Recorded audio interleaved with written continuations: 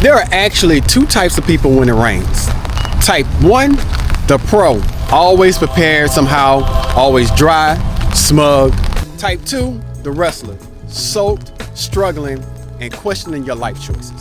Here's a fact, umbrellas were not meant for rain. They were actually sunshades for royalty. Getting wet, well, that was a peasant's problem. So which one are you, the pro or the wrestler? Let me know in the comments. And by the way, how many umbrellas do you think you lose a year?